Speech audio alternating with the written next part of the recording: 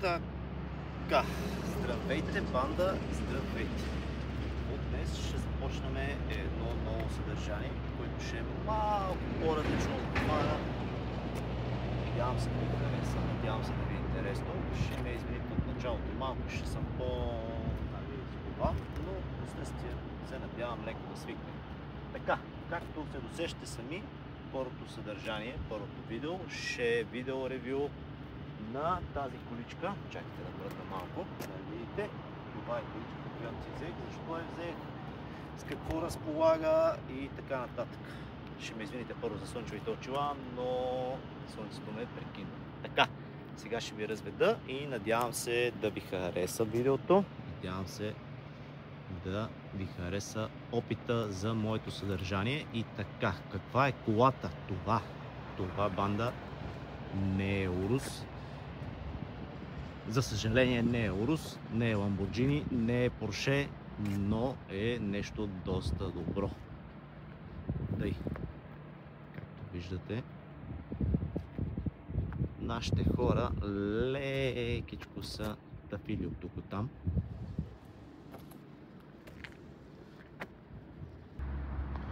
Тъй си пътя ги продължаваме.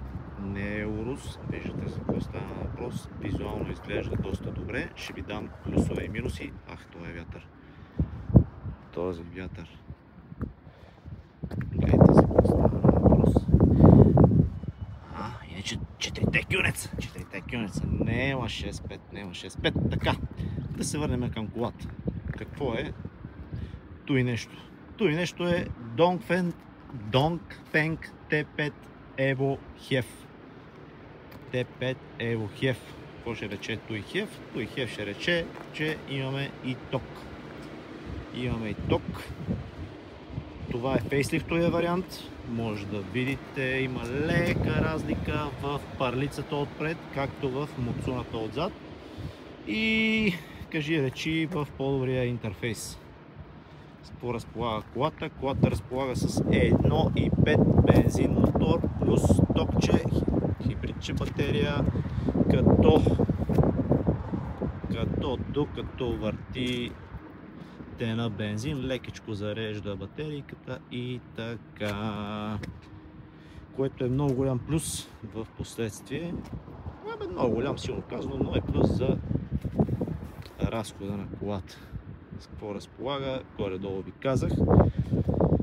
С кое да започнем? Ще започнем с двигател, че ще ви го покажа, ама то едва ли има кой знае какво да се види. Какво имаме тук? Имаме кори. Общо взето имаме кора навсекъде. Бандата е, че едва ли няма да се задържаме много тук. Тук единствената ни работа е, даже не мога да видя къде е, казанчето за чистачките. Къде е? За сега не съм доливал, не мога да ви кажа. Тъй, че тук няма да се задържаме. Може... тук е, ама... той нещо е. Добре, поне го намерихме, ще знаем за бъдеще. Той не ми интересува. Едва ли ще дигате капака, тъй като имате 7 години пълна гаранцика. И така, чакайте, че аз гледам до мотора, какво снимаме всъщност, не знам с какво разполагаме с много добри фарове. Чакайте да затворим това нещо. Така, симпатяги, продължаваме. Какво е интересно да ви покажа? Само да намерим ключето. Разполагате с автоматични багажници, няма да се правя на маймуна, няма да влизам вътре. Просто ще ви го отвориме. Много интересно, между другото, се от ключенцето задържате и цак. Багажниче. Тук малко е мръсна работата. Аптечки. Глупости, няма да залегам вътре в багажничето. Да ви покажа колко е големо, но е достатъчно за сувче. Така, два варианта. Единият вариант е цъкате, тук е този бутон.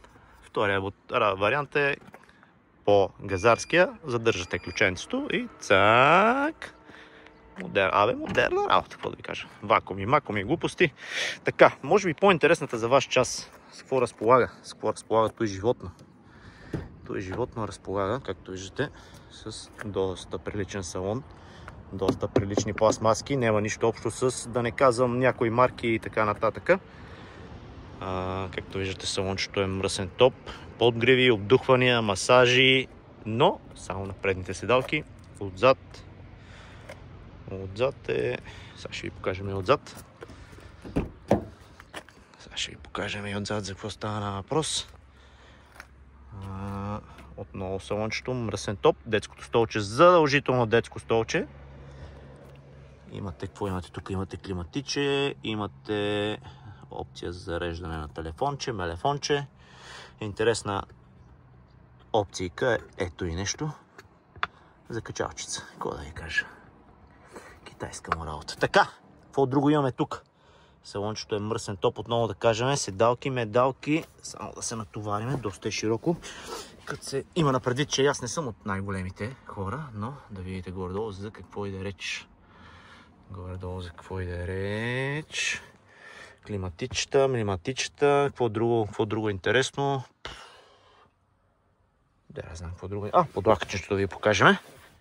Кожи, може глупости. Цак.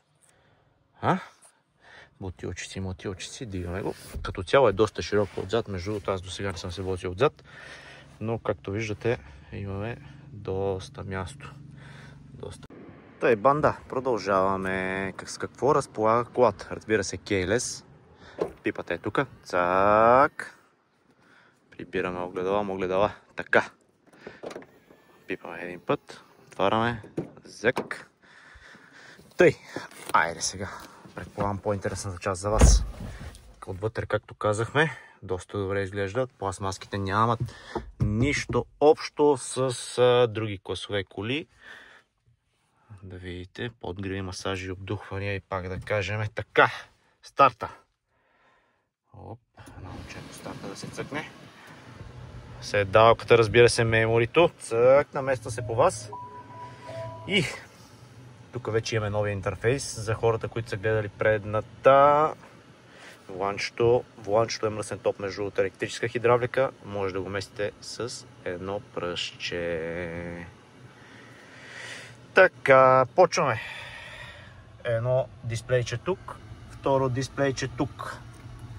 CarPlay директно се връзва с телефончето. Много удобно, много практично. Предния модел го нямаше и нещо и сега добре, че нашите приятели китайците са се сетили да го добавят. Така, само малко да намалим климатичето. Не знам как влияе климатичето на микрофона. Запалихме главния мотор, демек бензина. Тук защо пипнахме сега на кучето в газа?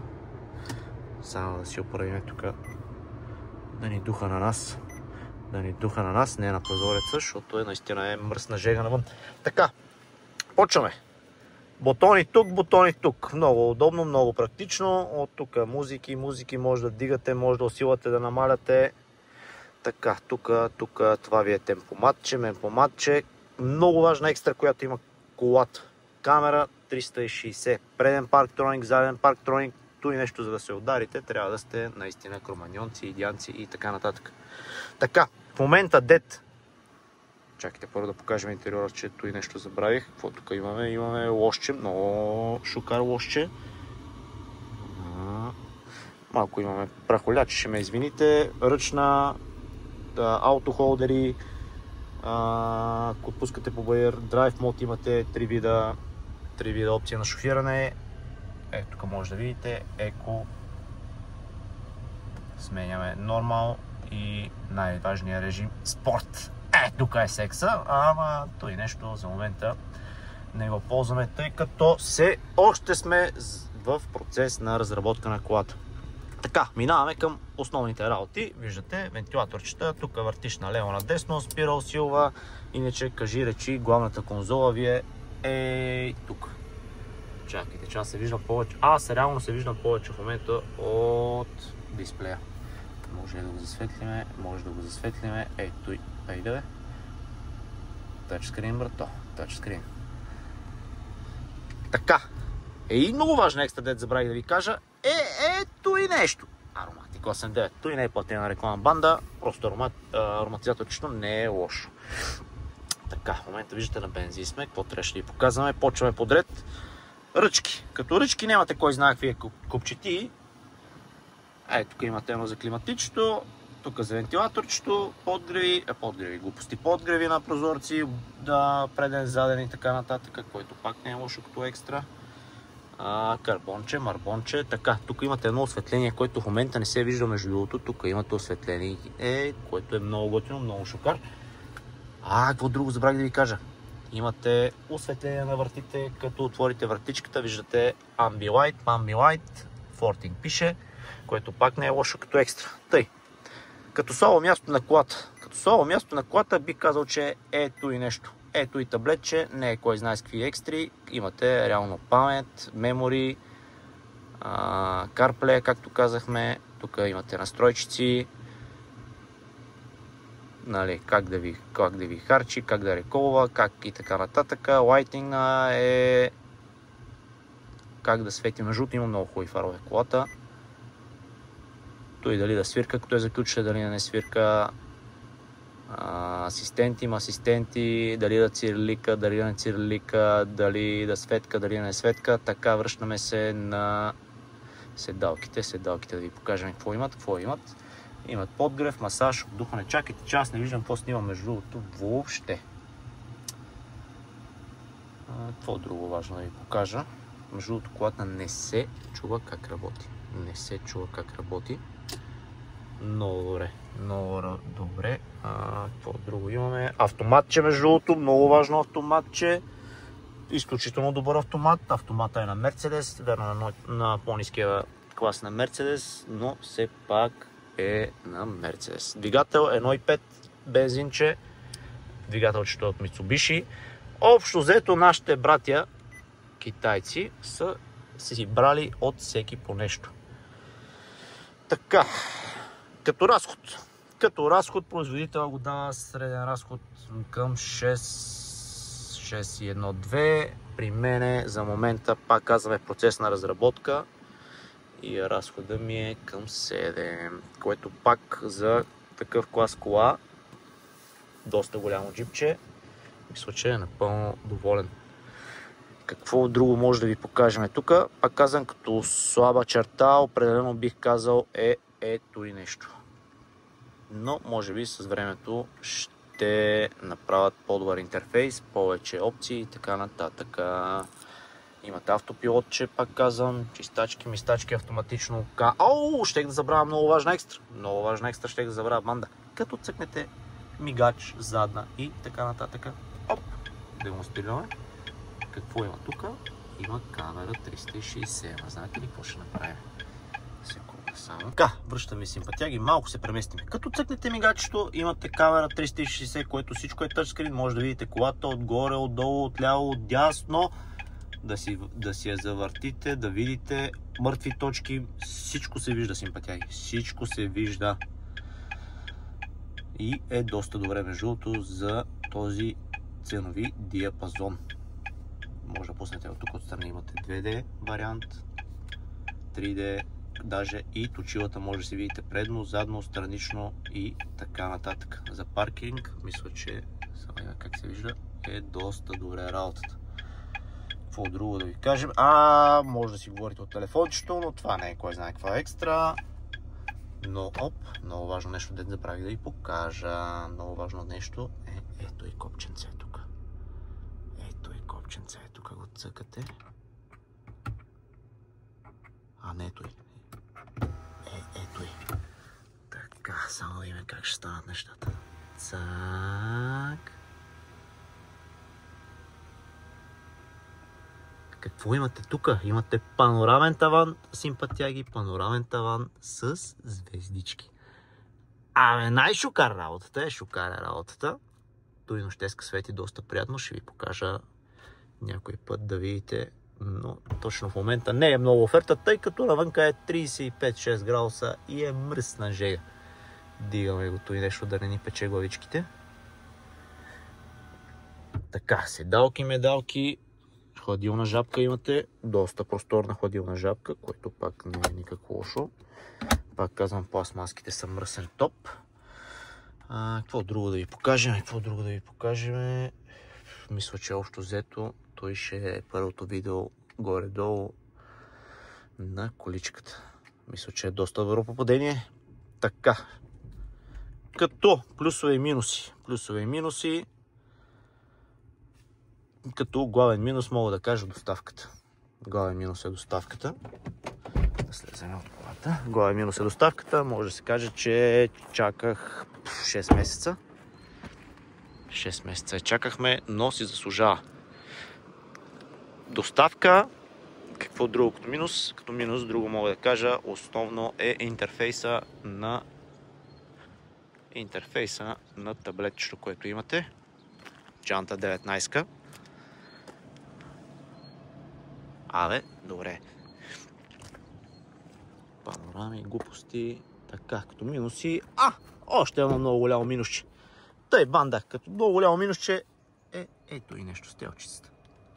Стелчицата, бе, банда. Кола за една шака пари идва без стелки. Така, моите приятели от Dongfeng моля да си вземат. Да си вземат полука и да подаряват по-ни стелчици на клиентите, бе. По-ни стелчици, не мисля, че ще се охарчите. Като плюсове. Първи плюс мога да кажа доста добра визия. Доста добра визия. Много добре изглежда колата, спор няма.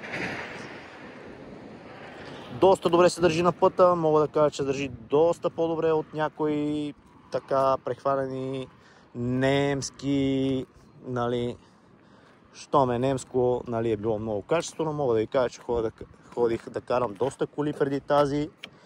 Доста коли преди тази ходех да карам и тази се държи доста по-добре, а е значително по-евтина от много немски марки. Така, симпатяги. Той ще е от мен. Ако ви интересува цената каква е, може да си влезете в сайта, да разгледате. Какво друго да ви кажа? Има два вида, между другото, два вида двигател. Бензинов и хибриден. Като много голям плюс на хибридния мога да кажем, че е главно ускорението. Главно е ускорението, не толкова... Главно ускорението не е толкова икономия и така нататък, но самата тръпка от ускорението е доста по-голяма. Тъй, симпатяги. Съвсем скоро ще видите много други видеа, много други ревюта. Надявам се клипчето да ви е харесало. Ако ви е харесало, дайте по едно палче нагоре. Който се не е абонирал, да се абонира. И ще съм ви благодарен, ако драснете по едно коментарче. Тъй за какво да ви кажа, за стимул да бъде. Хубав ден ви желая, повече усмивки, живи и здрави и ще се виждаме, симпатяги. Айде, чао, чао.